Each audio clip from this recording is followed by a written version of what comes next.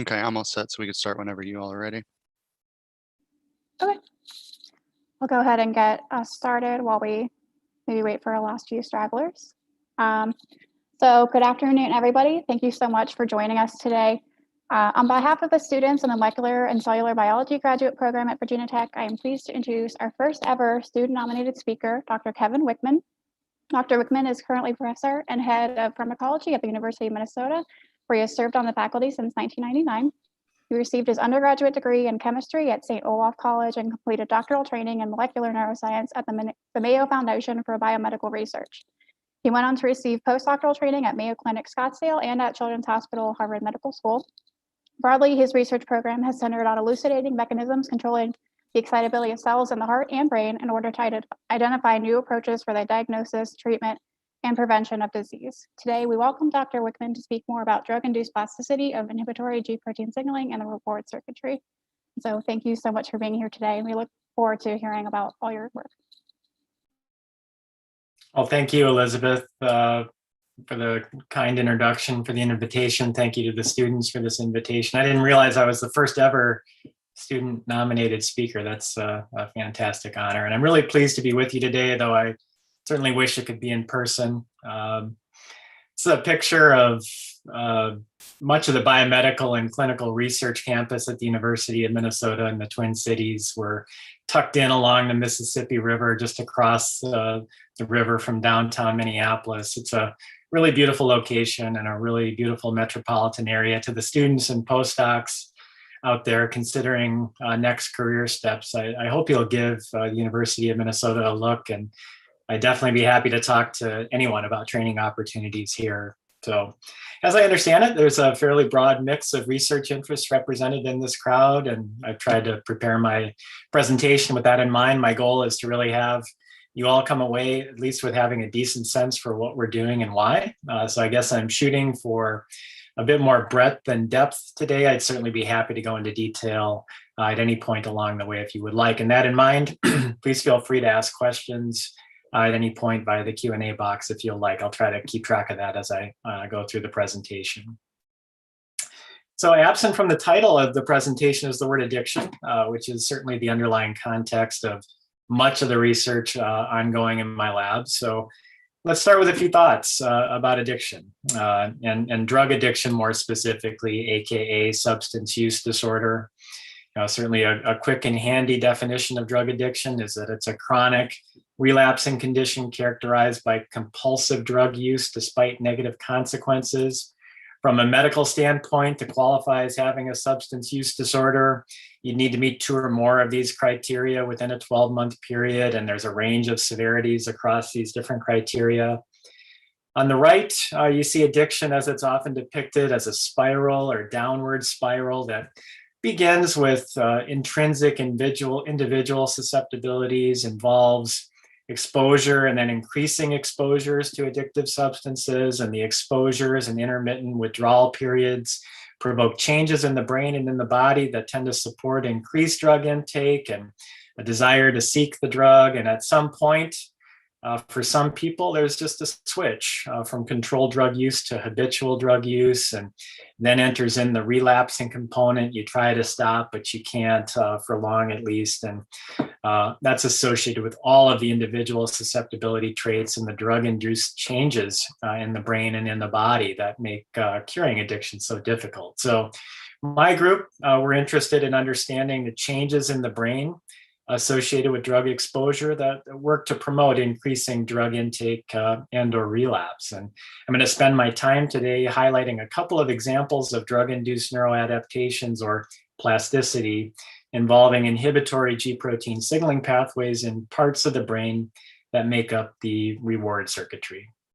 So reward circuitry is an interconnected array of brain regions that mediate the psychoactive effects of drugs of abuse, and that's kind of a circular definition, but that's the reality. This is a section of the rodent brain, and it highlights some key brain regions, connections, and neurotransmitters that make up the reward circuitry. The reality is certainly far more complicated than this, and I've indicated a few of the brain regions that serve as focal points for our research program, and I've highlighted some of the stereotypical roles that these regions are thought to control or regulate in the context of addition. And then those are very oversimplified, very stereotypical, but I think it's an okay starting point for today.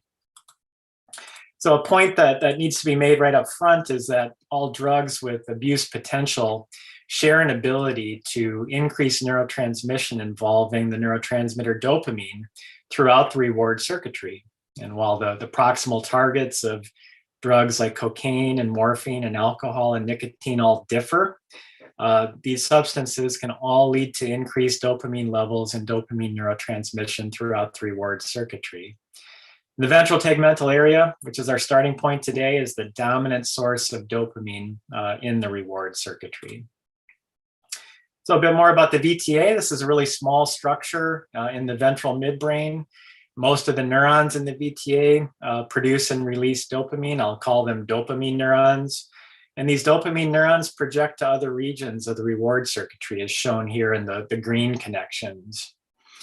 So dopamine released by the VTA is critical to many of the notable behavioral consequences of drug administration. We know this based on a large array of research involving lesion studies and dopamine depletion approaches, chemical inactivation strategies, and now, more recently, cell-specific neuromodulatory approaches. And I'll have an example or two of those in just a bit. But there are other cell types in the VTA as well, including some that release GABA or glutamate or multiple neurotransmitters. And there's a lot of research energy devoted now to understanding how and when these different types of neurons are activated, how specific projections, particularly dopaminergic projections, regulate behavior.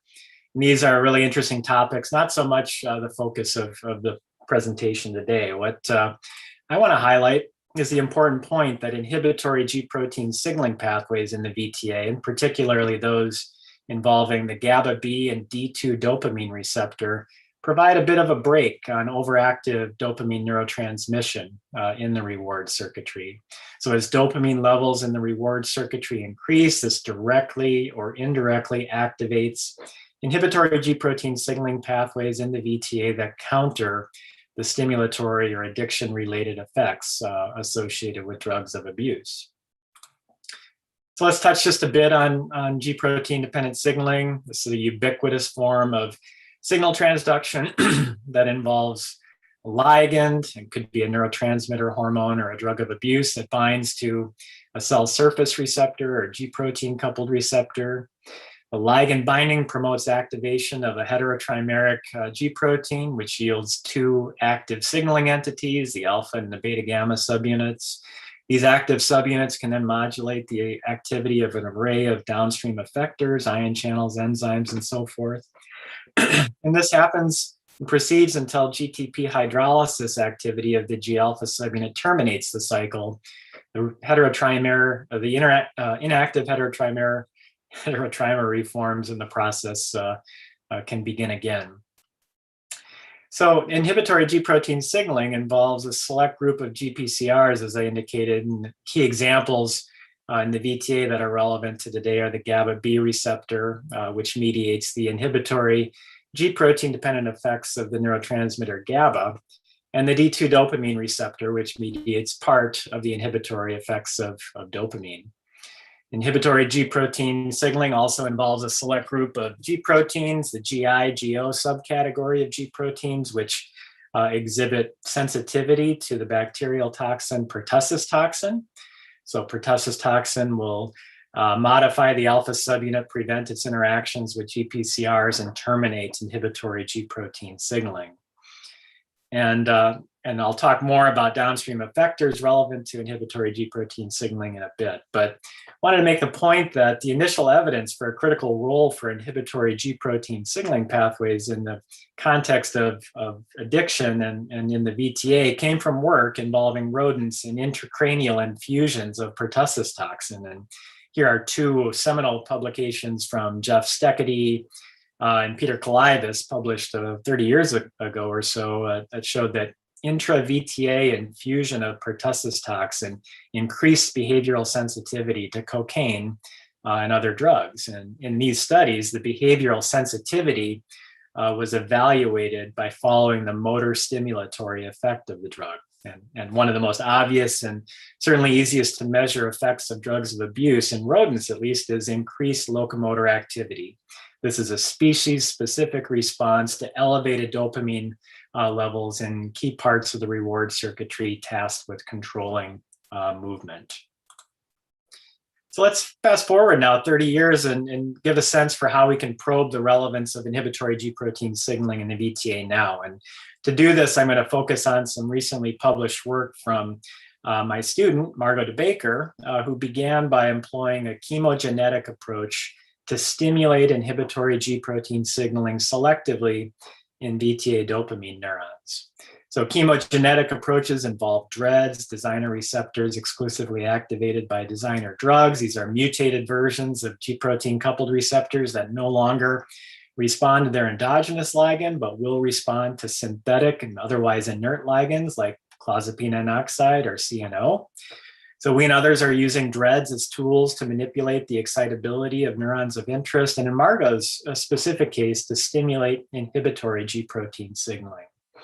By combining Cre-transgenic mouse lines and Cre-dependent viral vectors infused into specific brain regions, DREADs as tools can be restricted to a specific neuron type of interest and a specific brain region of interest, and allowing us to control the excitability of those neurons at a very specific time point of interest. So Margot used a Cre-transgenic line that allows us to get selective manipulation of dopamine neurons. This DAT-Cre line, she infused Cre-dependent viruses encoding a fluorescently tagged version of the inhibitory DREAD HM4DI, which works through GI-GO signaling cascades to inhibit neurons. You see here the fluorescence, the red fluorescence derived from these vectors that Margot injected. She gets great coverage of the VTA and relatively selective targeting of dopamine neurons in the structure. So using techniques in slice electrophysiology, and I'll talk more about those kinds of techniques in a bit, Margot was able to demonstrate that activation of this HM4DI receptor in VTA dopamine neurons could decrease the excitability of these dopamine neurons. So these specific experiments involved injecting increasing amounts of current into the dopamine neuron of interest to see how much it takes to cause an action potential to fire. And under control or baseline conditions, it doesn't take much current to be injected into these neurons to evoke a spike or an action potential. But when CNO is present, activating this HM4DI receptor, it takes far more current injection to stimulate a spike. And this measure is sometimes referred to as rheobase. It's a reflection of the excitability of a neuron. So these data show that Margot can target the VTA, selectively enhance inhibitory G protein signaling in dopamine neurons, and this decreases the excitability of these neurons. So how does this impact behavioral sensitivity to drugs? Well, to address this question, Margot used a simple open field locomotor activity test involving the DAT-Cre mice treated with these Cre-dependent vectors. The locomotor activity test spanned 4 days. The first 3 days were just involving handling to decrease animal stress and promote habituation to the testing and the handling conditions and IP injections.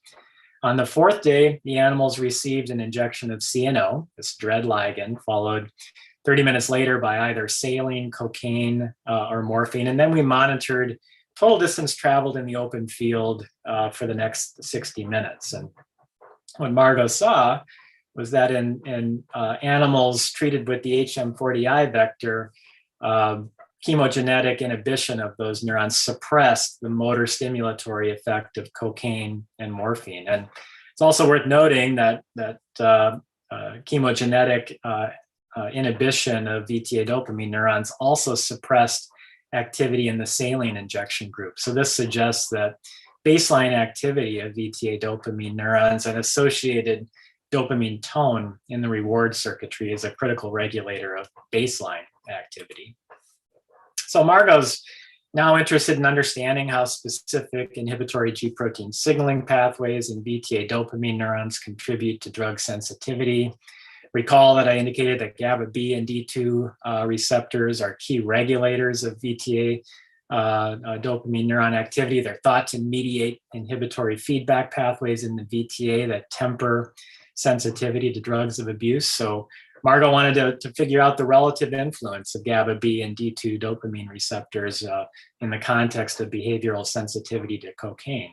So she's developed a viral CRISPR-Cas strategy to ablate targets of interest like the GABA B or D2 receptor in adult VTA dopamine neurons and then assess the behavioral consequences. So the strategy involved crossing the DAC-CRE line with a CRE-dependent Cas9 GFP line to create these animals. The development of viral vectors that contain target-specific guide RNAs that will ablate the GABA B receptor or the D2 dopamine receptor or a control vector as shown here. Margot injected these vectors into the VTA of these mice and 5 weeks later or so used techniques in slice electrophysiology to gauge the efficacy of the manipulation. So a little bit about slice electrophysiology, at least the way that we do it. We use whole cell patch clamp approaches and acutely isolated sections of the mouse brain for a lot of our work. In these experiments, a glass pipette is pulled to a fine tip. It encases an electrode that's connected to a very sensitive amplifier. The pipette is brought into contact with a cell of interest in a slice containing a brain region of interest. A strong physical and electrical seal forms between the glass and the cell membrane. Suction can then be applied at the back end of the pipette. It leads to a rupture of the cell membrane within the tip. And that gives us access to the internal cell environment and an ability to measure current flow through ion channels on the cell membrane. So when we apply a drug like baclofen, which is a GABA B receptor agonist, or quinpirole, which is a D2 dopamine receptor agonist, to the bath solution, we can see current or changes in current flow across the cell membrane, such as shown here. And these currents can be reversed by antagonists of the GABA B receptor, CGP, or the D2 dopamine receptor, sulpiride, as shown here. So in VTA dopamine neurons from mice treated with this GABA B receptor guide RNA, you see a complete loss of this baclofen-induced current, yet the quinpirole or D2 receptor mediated response is preserved. And conversely, if we look at animals treated with the D2 receptor guide RNA, we see a loss of the quinpirole response, but the baclofen-induced current is preserved. So the upshot of these last couple of slides, Margot has an ability to ablate the GABA B or D2 receptors from adult mice, dopamine neurons in adult mice. And these ablation events do not have consequences to the other inhibitory signaling pathway. So how do the GABA B and D2 dopamine receptors in VTA dopamine neurons regulate behavioral sensitivity to cocaine? Margot used a cocaine-induced motor activity assay in mice lacking either the GABA B or D2 receptors to address this issue. Data from males is shown here. You can see on the left that activity measured after a saline injection on the second or third habituation day is not different across the viral treatment groups, but loss of either the GABA B receptor or the D2 dopamine receptor correlates with significantly elevated sensitivity to cocaine-induced motor activity. And in females, we see again that the D2 receptor is critical determinant of cocaine sensitivity, but the GABA B receptor is less impactful in females than in males. So we've got kind of an interesting sex difference related to the influence of GABA B receptors in VTA dopamine neurons on cocaine sensitivity in mice. And if you drill down a bit more and look at the time course of the locomotor response to cocaine challenge, cocaine being administered where the arrows are shown here, something else interesting emerges. If you look at the data from the control subjects, the gray circles in both plots, you see that females respond much more quickly and more robustly in the early timeframes after cocaine challenge than males. And if you take away the D2 receptor, it kind of normalizes that temporal difference that between the sexes. So suggests that the D2 dopamine receptor underlies this sex difference in temporal response to cocaine. And so we're kind of keen to understand this and are exploring the molecular details of D2 receptor-dependent signaling and VTA dopamine neurons from male and female mice to look for differences that could explain this phenomenon. So, hopefully by this point you're convinced that inhibitory G protein signaling, particularly GABA B and D2 receptor-dependent signaling in VTA dopamine neurons, regulates behavioral sensitivity to cocaine in mice. But what about cocaine-induced plasticity in the VTA? And oops, I see a question in the Q&A from Michelle Olson. Are there baseline differences in these receptors across the sexes? If the question is about expression level differences, we aren't sure. If we look at the size of quinprol-induced currents, these D2 receptor currents in VTA dopamine neurons from males and females, the female responses are larger than the male. So there is a potential correlation there that we're exploring. But in terms of expression levels, I don't think, we had no data to address that potential difference. So another question, let's see, you might be able to talk about this, but curious if you ran a dose response or sensitization regimen. That's from Matt. And the question is great. And we did not look at sensitization, and we also did not look at dose response. Ideally, we would have tried multiple doses in each animal because it's a lot of effort to make the animals, and you'd like to get ideally more than one data point, but we were concerned about the potential effects of multiple dosing in a particular animal. So we did not do that, but it would be a great idea. So several neuroadaptations in the VTA have been described after only a single injection of cocaine and other drugs of abuse. These forms of plasticity usually impact excitatory neurotransmission.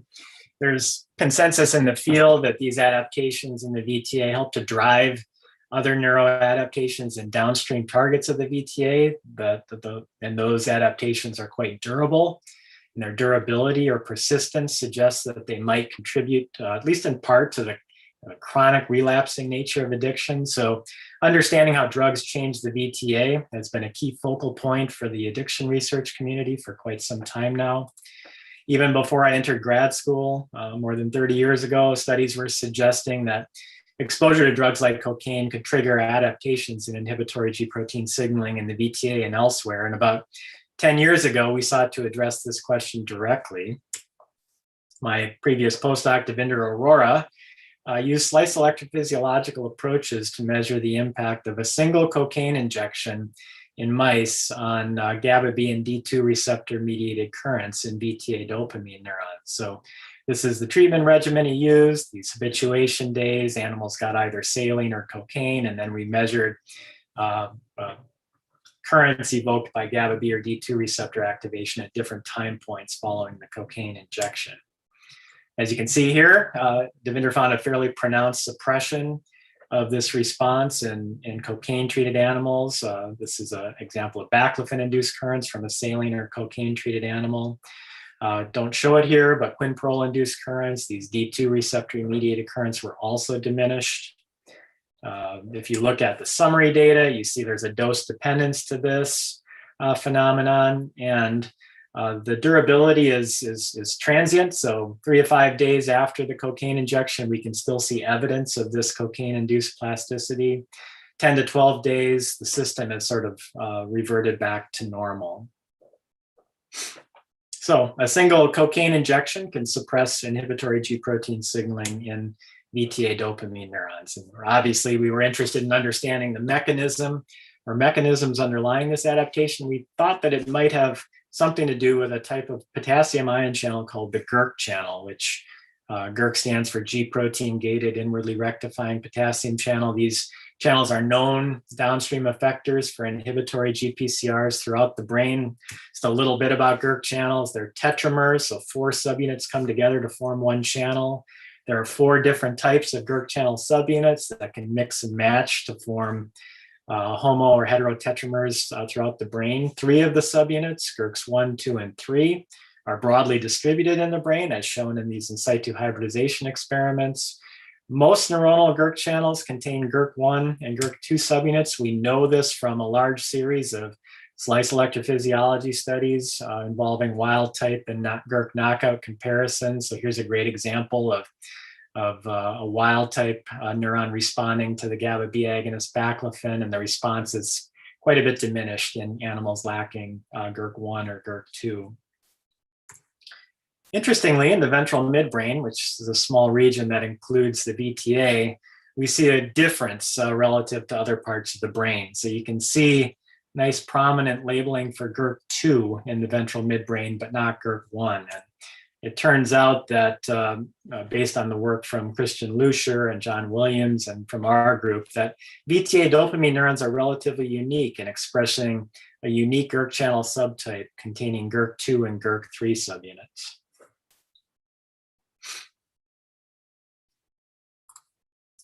So Devinder wanted to understand if the cocaine-induced suppression of inhibitory G protein signaling in VTA dopamine neurons involved Gerk channels in some way. He partnered with a longstanding collaborator in our lab, Raphael Lujan, to use immunoelectron microscopy to understand how cocaine influenced the subcellular distribution of Gerk channels in VTA dopamine neurons. And these micrographs show VTA dopamine neuron dendrites, these dark shaded areas of the micrographs. The black dots are gold particles associated with antibodies that are targeting Gerk2. In the left panel, we see from a saline treated mouse that most of the gold particles are found in the membrane of the dendrites, so the cell surface. In the right panel, from a cocaine treated animal, we see a larger proportion of gold particles that are found inside the cell. And I'll try to highlight that with the red circles here. So bottom line is that intracellular Gerk2 labeling increased in VTA dopamine neurons from cocaine treated animals. So somehow cocaine is triggering an increased internalization of Gerk channels, taking them away from the membrane. So we suspect that's a key driver of this adaptation. So we know a fair amount more about this particular adaptation. We know it requires D2 dopamine receptor activation. It's not enhanced or made more persistent by repeated cocaine administration. It's not evoked by morphine or ethanol. But I want to try to pivot now and look at some of the behavioral significance of this form of cocaine-induced plasticity and highlight some work from recent graduate students of mine, Lydia Katecki and Nora McCall. And Lydia and Nora developed a dopamine neuron-specific Gerk knockout line by crossing the DAC-CRE transgenic line with our conditional Gerk2 knockout line. The goal here is just to mimic the cocaine-induced suppression of Gerk channel activity in dopamine neurons, but in a drug-naive animal. And as you see on this slide, baclofen-induced currents in VTA dopamine neurons from the conditional knockout were dramatically reduced relative to the control littermates. And not shown here, but we did observe as well that quinprol-induced currents were reduced in this model as well. So Nora went on to show, using our locomotor activity tests, that mice lacking Gerk channels in dopamine neurons showed increased behavioral sensitivity to cocaine, evident here, particularly at the higher doses. And Lydia found in a companion study that these mice also showed increased sensitivity to morphine. Nora took this a step further. She worked with Michael Beckstead to examine the impact of Gerk ablation in dopamine neurons on cocaine self-administration. Mice, people will work, in the case of mice, by lever pressing to self-administer cocaine. You can see a picture here of a mouse engaging in this kind of work. The animal's tethered to a cable that allows for intravenous infusion via a jugular catheter. They get infusions of cocaine when an active lever is pressed. And as shown here, Nora found that mice lacking Gerk channels in VTA dopamine neurons can learn this task. They can discriminate between an active or a drug infusion resulting lever and an inactive lever. So, and these animals are also normal in a number of other capacities, normal baseline activity levels, normal mood or anxiety related behaviors. So relatively good models for investigation. For mice that acquired this task, they learned this task. Nora then challenged them with different doses of cocaine, and across a range of cocaine doses, mice lacking Gerk channels and dopamine neurons exhibited higher levels of responding. They hit the active lever more. They received more overall cocaine during their sessions than their control litter mates. So bottom line, the loss of Gerk channels and dopamine neurons leads to increased cocaine self-administration, which is a pretty cool finding. The caveat here is that this animal model, Gerk channels are lost or ablated in all dopamine neurons, not just those in the VTA. So Nora sought out to achieve better anatomic specificity of Gerk manipulations in dopamine neurons. And she used a viral strategy to restrict the manipulation of Gerk channel activity to VTA dopamine neurons. So the strategy involved the DAC mouse again, Cre-dependent viruses that promoted overexpression of Gerk2 or Gerk3, the formative subunits of this Gerk channel in VTA dopamine neurons. Nora found that when she overexpressed Gerk2 in VTA dopamine neurons, it led to a fairly dramatic strengthening of Gerk channel activity.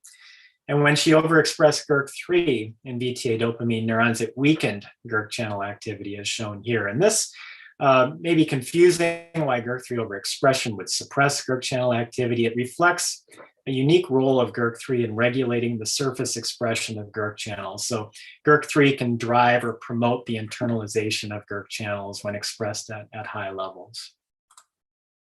So in any case, Nora then examined the impact of these bidirectional manipulations of Gerk channel activity on cocaine-induced motor activity. She found that strengthening Gerk channel activity in VTA dopamine neurons by overexpressing Gerk2 decreased the animal sensitivity to cocaine, and conversely weakening Gerk channel activity by overexpressing Gerk3 in VTA dopamine neurons enhanced animal sensitivity to cocaine, both observed at this kind of mid-range 15 mg per kg dose. So bottom line, the strength of Gerk channel activity in VTA dopamine neurons is a critical determinant of behavioral sensitivity to cocaine. So I want to just pause for a moment and recap some of the key points made thus far. Inhibitory G protein signaling in VTA dopamine neurons is a key regulator of behavioral sensitivity to cocaine and other drugs of abuse.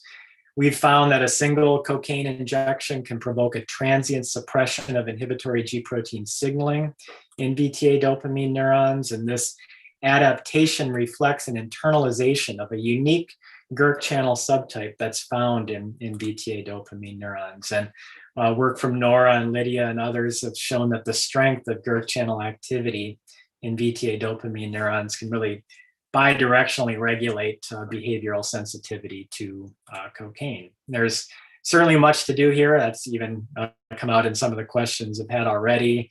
We definitely want to examine other drugs of abuse and their impact on inhibitory G protein signaling, use more of our neuron-specific manipulations in the context of other behaviors like cocaine self-administration. But I want to transition now to describe another adaptation provoked by cocaine in another part of the reward circuitry.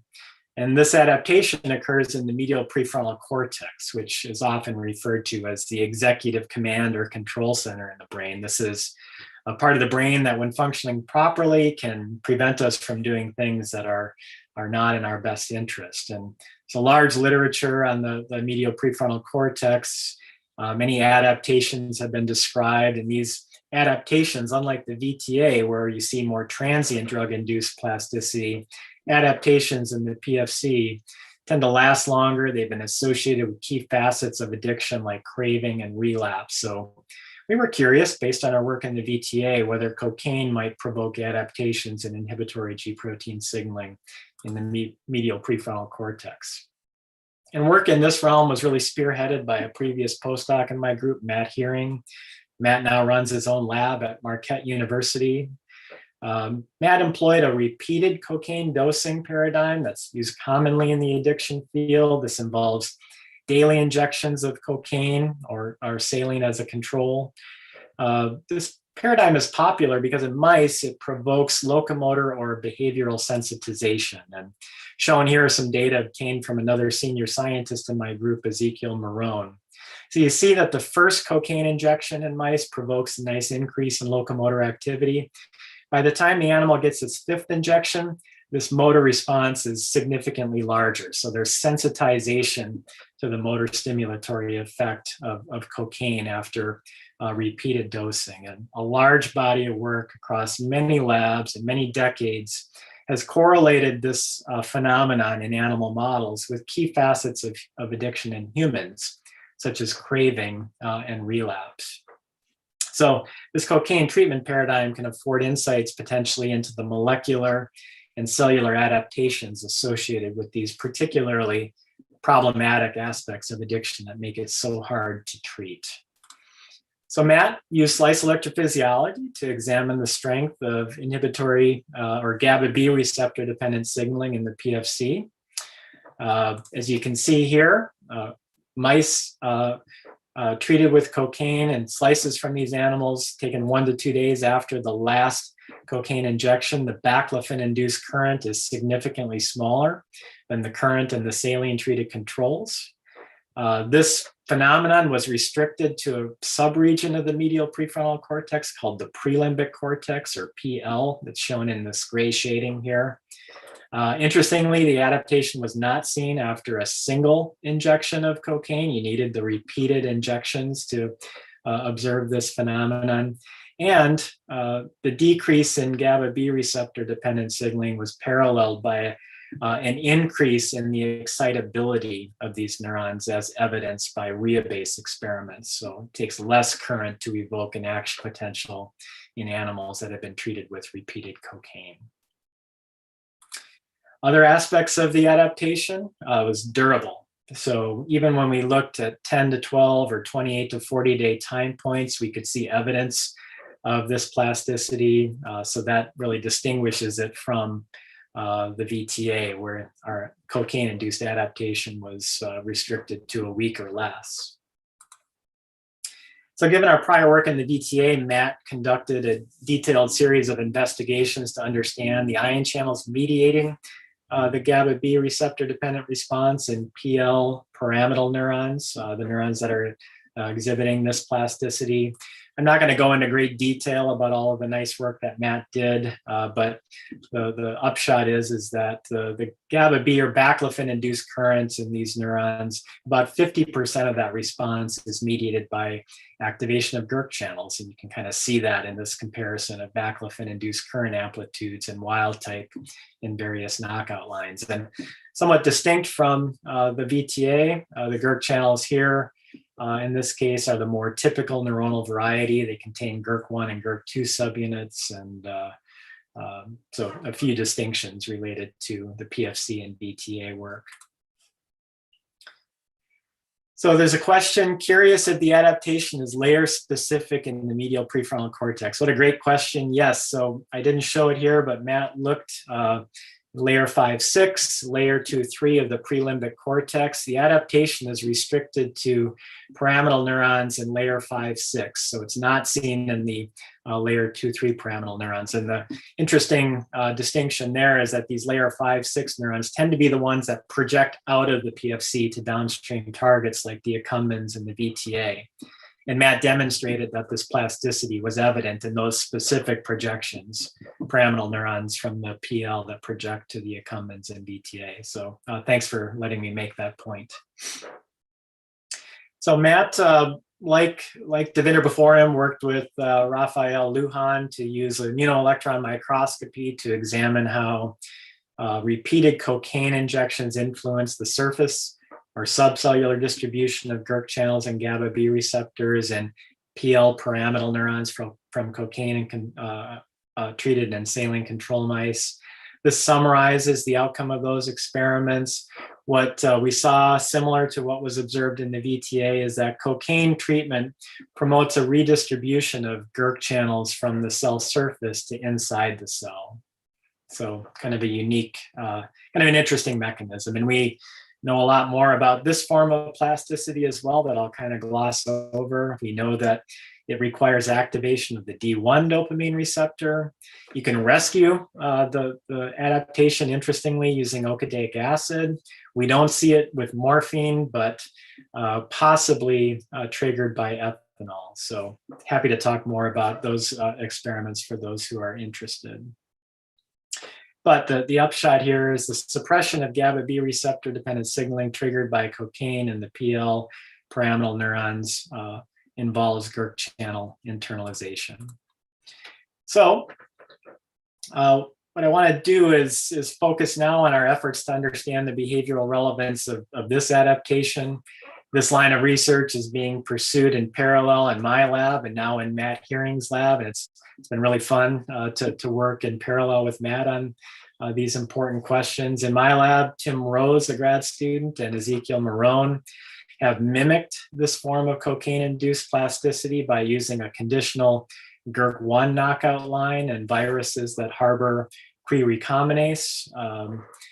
And what they've shown, and a key point here, is that the PFC contains a mix of pyramidal or excitatory neurons and a lower percentage of inhibitory or GABA neurons. And the viral tools and approaches that Ezekiel and Tim have developed are allowing us to get specific access to pyramidal neurons in the prelimbic cortex. So these images show that we can target this brain region relatively selectively, and by a combination of promoter and serotype, we're selectively accessing the pyramidal neurons in this brain region. We have a sense for that because if we look at the red fluorescence, which is viral driven fluorescence in this brain region, relative to green fluorescence, which is marking inhibitory neurons, there's very little overlap here. So the viral vectors we're using and the approaches, we're able to selectively manipulate excitatory neurons in the PL, those that are showing this cocaine-induced plasticity. So using slice electrophysiological approaches, we've shown that this viral Cree strategy to ablate Gerk channels is effective. We can successfully reduce the baclofen-induced response in Cree-treated animals. Keep in mind that in these neurons, Gerk channels only mediate about half of this total response. So what we're seeing is here is a near complete ablation of Gerk channel activity in these neuron populations, or in this neuron population. Tim has demonstrated that mice with diminished Gerk-dependent signaling in PL pyramidal neurons, i.e. the Cree-treated animals in this plot, show increased behavioral sensitivity to cocaine. Their motor activity response to cocaine is elevated and not at baseline or following saline injection. So we think that this particular adaptation in the PL pyramidal neurons is contributing to this phenomenon of behavioral sensitization, at least in part. But what I want to do is kind of wrap up this section of the talk by showing some unpublished data from Tim, where he's looking at the impact of this adaptation, or the adaptation mimic achieved with viral Cree ablation of Gerk channels in the PL, on the condition place preference, or CPP test. This test involves pairing drug with one side of a 2 or sometimes 3 compartment chamber, pairing the drug with one side over multiple sessions. And so mice, for example, would get an injection of cocaine in this chamber, but not this one, or this compartment, but not this one. So a drug with addictive potential like cocaine is going to condition a place preference. In other words, when the mice are given a chance after conditioning to move freely throughout the chamber, they're going to spend more time in the compartment where they had received the drug. So this is a really common test of the rewarding properties of drugs of abuse. And Tim used this viral Cree ablation approach to understand how loss of Gerk channel activity in PL pyramidal neurons impacted performance in this test. So the first part of the test involves conditioning. You get a baseline test and then pairings of cocaine with a particular compartment. And then on the preference test day, day 5, you let the animals roam freely in the chamber and they tell you whether they prefer a side or not. And in both our control animals and in the pre-treated animals, you see a nice cocaine-induced place preference that's larger in the pre-treated animals than in the controls. So that suggests perhaps that this adaptation is altering the rewarding effects of cocaine. So Tim then tried to extinguish the conditioned place preference by, over the course of subsequent sessions, injecting the animals with only saline and then confining them to the previously drug-paired side of the chamber. Extinction is a measure of associative learning and cognitive flexibility, processes that are known to go awry following repeated exposure to drugs of abuse. And Tim's seen something really interesting thus far, that the pre-treated mice or mice lacking Gerk channels and PL pyramidal neurons show diminished extinction of cocaine CPP. So more experiments are definitely needed and they're underway to better understand this phenomenon, but it suggests that this cocaine-induced plasticity of Gerk-dependent signaling in PL pyramidal neurons might account for some of the cognitive effects that are problematic hallmarks of addiction. And I won't steal his thunder, but recent studies from the hearing lab really support this contention that this cocaine-induced adaptation in the PL is really driving a lot of the cognitive disruption observed with repeated cocaine administration. So to recap this part of the talk, we've seen that repeated in vivo cocaine exposure provokes a very long-lasting suppression of inhibitory G protein signaling and excitatory pyramidal neurons of the prelimbic cortex. This suppression of inhibitory signaling is mediated by internalization of the Gerk channels found in this brain region, the more prototypical variety that contain Gerk1 and Gerk2. We've seen that viral suppression of Gerk channel activity in these neurons can increase behavioral sensitivity to cocaine, reduce cognitive flexibility, disrupt cognition in general, key hallmarks of addiction. And, it's kind of fueling our desire, our mindset to view or to look at strengthening Gerk channel activity as a potential means to treat individuals with substance use disorder. So I want to spend the last bit of the presentation talking about our efforts to try to develop pharmacologic approaches to manipulate Gerk channel activity for therapeutic benefit. So before 2010, the pharmacological landscape for Gerk channels was incredibly bleak. There was really no specific tools to study Gerk channels in vivo. And then these two gentlemen came along, Dave Weaver and Corey Hopkins. They used a high throughput screening approach and a really novel assay for Gerk channel activity. And Dave pulled out ML297 as a selective and potent activator of Gerk1 containing Gerk channels.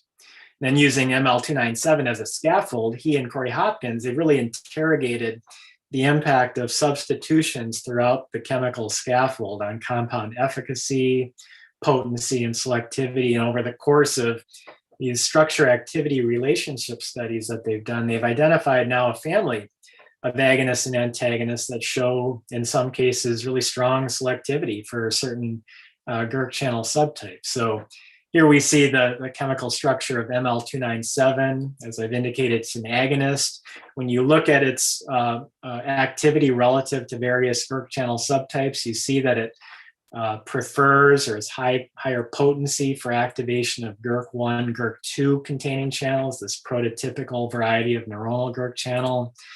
You see this structure of VU554. There's a lot of similarities between this and ML297.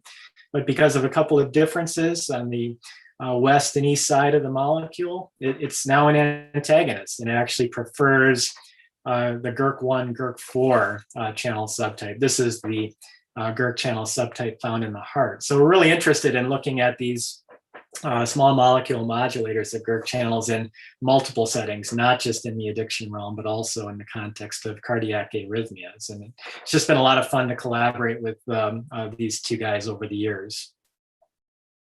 So my former student, Nicole Weideven, undertook some of the first studies to characterize ML297 in more natural settings. And the first experiment she undertook was looking at ML297 in cultured neurons, hippocampal cultured neurons to be specific. So using whole cell recording techniques, Nicole demonstrated that ML297 could evoke robust currents in wild type cultures, but not in Gerk1 knockout cultures, suggesting that in a more natural setting, ML297 was a selective activator of Gerk1 containing Gerk channels. She was then interested in understanding the behavioral impact of ML297. So she tested the compound in an array of tests. I'll show a couple here. In male C57 black 6 mice, she found in the open field test that was relatively inert, except at the very highest dose that we tested, 60 mg per kg. We therefore avoided that dose in subsequent tests and thereby avoided any motor activity confounds that could influence behavioral outcomes. She looked in a forced swim test, which is a kind of an established model of depression-related behavior where mice are placed in a beaker full of water and they'll initially try to escape and then ultimately they give up and just float. And you can measure the latency to immobility and overall immobility times, lower latencies to immobility, increased overall immobility times. These are taken as signs of increased depression-related behavior, but ML297 had no impact on this test.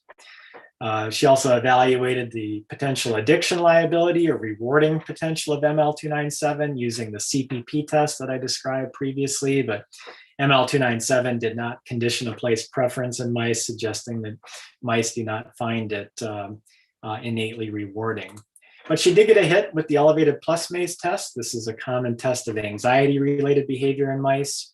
In this test, mice are placed on this elevated plus-shaped maze and their movements are tracked over a 5-minute interval or so. Mice tend to prefer the closed arms of this maze. They're going to spend most of their time there.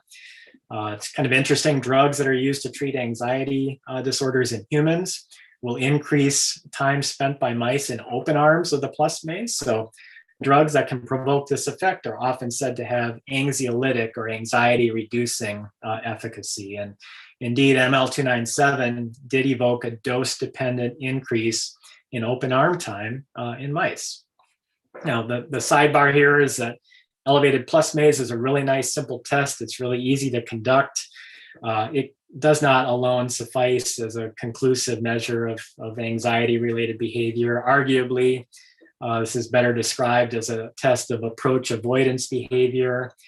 We have looked at ML297 efficacy in other tests that get at anxiety-related behavior. So the open field motor activity test, the light-dark box test, and we do see evidence of anxiolytic efficacy of ML297 in these other tests. But I'm going to focus the rest of the time on the plus maze test, and I hope you'll forgive my kind of strident references to anxiety-related behavior going forward. So given Nicole's data, we were interested in understanding the brain regions and neuron populations that might mediate the anxiolytic efficacy of systemic ML297. In light of a large literature on the anatomic substrates of anxiety-related behavior, much of it involving mice, we were oriented to the amygdala and the ventral hippocampus. Key components of the reward circuitry is shown here. And in the context of addiction, these structures have been implicated in the negative affective states or anxiety-related aspects of withdrawal that can combine to drive relapse. And so they're really critical targets for treating addiction. So to test whether ML297 decreased anxiety-related behavior by effects on the ventral hippocampus or amygdala, my student V opted to use a direct intracranial infusion approach. So she delivered ML297 directly into the brain region of interest. She first targeted the amygdala and more specifically the basolateral amygdala. This is a subregion of the amygdala that's a particular hotspot for innate fear or anxiety or conditioned fear. So she implanted guide cannula bilaterally just above the basolateral amygdala and after a surgical recovery period, and then infused either vehicle or ML297 directly into the basolateral amygdala prior to placement on the plus maze. And What she saw was kind of interesting, a dose-dependent decrease in time spent in the open arm. So this is tending to increase anxiety-related behavior in mice. So definitely not what we observed with systemic ML297 administration. So it's an interesting fact that I can come back to if people have questions about, but unrelated apparently to the systemic anxiolytic efficacy of ML297. So she next targeted the ventral hippocampus. This is not anatomically correct. This is more the dorsal hippocampus. I realize that, but we definitely targeted the ventral hippocampus for ML297 delivery. And in this case, we found a nice dose-dependent increase in open arm time consistent with what we saw with systemic ML297, suggesting that ML297 actions in the ventral hippocampus might underlie or contribute to the systemic anxiolytic efficacy of ML297. So with support from Dr. Marone, we asked whether ML297 could activate Gerk channels and various neuron subpopulations in the ventral hippocampus. I'll kind of make a long story short. Yes, ML297 can activate Gerk responses in key neuron populations in the ventral hippocampus. We know these are Gerk responses because they're not observed at all in mice lacking Gerk1. So pretty clear, and this is consistent with the published expression patterns for Gerk channels in the hippocampus. So question then became, does Gerk channel activation in one of these neuron populations explain the anxiolytic efficacy of systemic or intraventral hippocampal ML297? We kind of got at this question using a chemogenetic approach and multiple complementary approaches to drive expression of the inhibitory dread HM4DI in specific regions of the ventral hippocampus. The first region that she targeted was the ventral CA1, and she showed that chemogenetic inhibition of pyramidal neurons in ventral CA1 really had no effect on anxiety-related behavior. So that would not seem to be the driver of the anxiolytic efficacy of systemic or intraventral hippocampal ML297. She changed her coordinates a bit and targeted excitatory neurons in the ventral CA3 and dentate gyrus region of the ventral hippocampus. And here she got a nice hit using both parallel approaches to achieve chemogenetic inhibition of the excitatory neurons in this brain region. She saw a nice increase in open arm time at the expense of closed arm time. So chemogenetic inhibition of ventral CA3 or dentate gyrus excitatory neurons decreased anxiety-related behavior. We were excited about this. We thought, well, we can figure out whether it's either CA3 or CA1 neurons. We acquired specific Cree driver lines that allowed us access to these specific neuron populations. And to our surprise and somewhat disappointment, chemogenetic inhibition of either CA3 or dentate gyrus neurons in the ventral hippocampus really had no impact on anxiety-related behavior. So it seems that you need the combined inhibition of excitatory neurons in both the dentate gyrus and in CA3 to get that anxiolytic efficacy. So she shifted gears a bit and did one last experiment, and then I'll kind of wrap things up. And that was to eliminate Gerk channels from excitatory neurons in the ventral CA3 and dentate gyrus neurons, and then look at the anxiolytic efficacy of systemic ML297. And we used our Gerk1 flox mice, Cree containing viruses.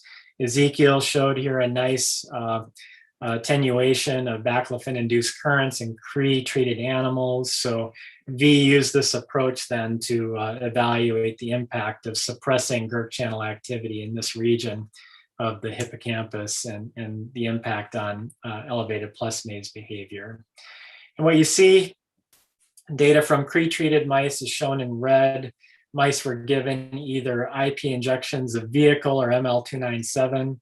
As a comparison, she ran control subjects. These were Gerk1 flox mice treated with a control vector. Data from these mice are shown in black. What she saw was that ML297 failed to increase open arm time in Cree-treated animals, whereas it retained its ability or its anxiolytic efficacy in the control subjects. So In other words, the loss of Gerk channels in ventral CA3 or dentate gyrus excitatory neurons was sufficient to preclude the anxiolytic efficacy of systemic ML297, which pretty cool and clear result. And I think that's why she's smiling so nice here. And it's kind of a nice place to wrap things up for today. So just to kind of wrap up this section and hit some overarching themes from the talk, we've got a lot of evidence to suggest that exposure to drugs of abuse can weaken inhibitory G protein signaling in key parts of the reward circuitry. These adaptations involve suppression of Gerk-dependent signaling. The consequences of these adaptations include increased behavioral sensitivity to drugs, increased administration of drugs, and even cognitive deficits, all that are hallmarks of the addictive state. And collectively, these findings suggest that strengthening Gerk-dependent signaling in key neuron populations in the reward circuitry could be useful in treating aspects of addiction. And the last part of this section or this talk, I hope to have given you some hope in terms of developing Gerk channel modulators that could be used as pharmacologic tools to increase resilience in individuals trying to maintain their abstinence or to suppress anxiety-related symptoms seen in withdrawal. And certainly ML297 is a good starting point for these efforts. I mentioned Matt's promising work. He's working on these kinds of studies in parallel. He's got some nice data suggesting that systemic ML297 can even rescue some of the cognitive deficits associated with repeated cocaine administration in mice. And last, I'm not going to show it, but we do have some progress that's being made in the identification of agonists that target this unique Gerk channel subtype in VTA dopamine neurons, this Gerk2-3 heteromer, and we'll be interested to see the behavioral implications of that. But I'm going to wrap things up here. I've introduced the people along the way who've been key contributors. They're shown here in red. I do want to shout out to the University of Minnesota Viral Vector and Cloning Core. None of the work that I've presented really could have been done without their hard work and great and efficient preparation of viruses that fueled a lot of our research. So thanks very much for your attention. Sorry to have gone over just a little bit here.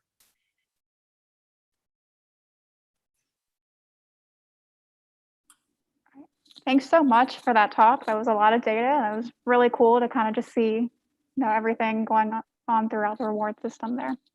I want to open that up to questions if anyone else has any additional thoughts on the talk. And if not, that's okay too. We had some great questions throughout as well. Yeah.